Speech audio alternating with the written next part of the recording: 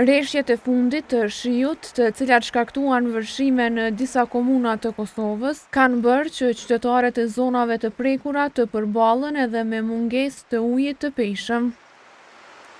Rrëshqitja e dhëut në kanalin Iber-Lepenc ka shkaktuar turbullira, duke lënë pa ujë komunat që furnizohen nga KRU Mitrovica. Duke ju referuar njoftimit zyrtar të ndërmarrjes Iber-Lepenc nga e cila KRU Mitrovica siguron ujin e papërpunuar, ju informojmë se rrëshqitjet e dheut përgjatë kanalit duke ngritur lart nivelin e turbullirës, kanë pamundsuar furnizimin me ujë të përshtatshëm për trajtim. Problemet në këtë kanal kanë lënë pa ujë edhe qytetet që furnizohen nga KRU Prishtina, përkatësisht nga fabrika e ujit në Shkabaj. Edhe nga kjo ndërmarrje kanë njoftuar se furnizimi me ujë të pijshëm po realizohet përmes autoboteve, përveç Mitrovicës edhe në komunat e Drenasit, Obiliqit dhe Fushë Kosovës. Për cilësinë e ujit të pijshëm ka reaguar edhe Instituti Kombëtar i Shëndetësisë Publike, duke bërë të ditur se uji në disa rajone nuk është i sigurt për pije.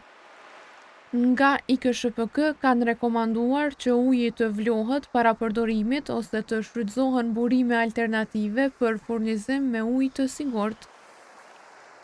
Si pasojë e vërshimeve, fillimi i gjysmëvjetorit të dytë në shkollat fillore dhe të mesme është shtyrë për 12 janar me vendim të Ministrisë së Arsimit. E nga Agjencia e Menaxhimit të Emergjencave kanë paralajmëruar se ekziston mundësia e përkeqësimit të situatës. Vlerësimi i rrezikut. Ekziston mundësi për përkeqësim të situatës në rast të rreshjeve të reja, megjithatë rreziku aktual vlerësohet i menaxhueshëm me kapacitete të mjaftueshme reagimi.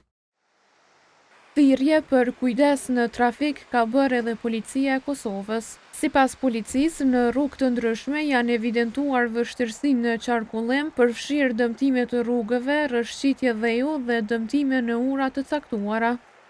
Gjatë ditës, disa zona të prekura nga vërshimet i ka vizituar presidentja Vjosa Osmani, e cila nga Gjakova dhe Malisheva ka shprehur mbështetje për qytetarët. Natyrisht që ka familje të prekura nga kjo situatë, vendbanimet të cilëve janë dëmtuar, do të punojmë bashkarisht që kjo të tejkalohet dhe të jemi pranë tyre në përballjen me këtë situatë. Kryetari Gjini na njoftoi për të gjitha masat që janë ndërmarrë, po ashtu për planet që do të hartohen në vazhdimsi sa i përket kalkulimit dhe kompenzimit dëmeve.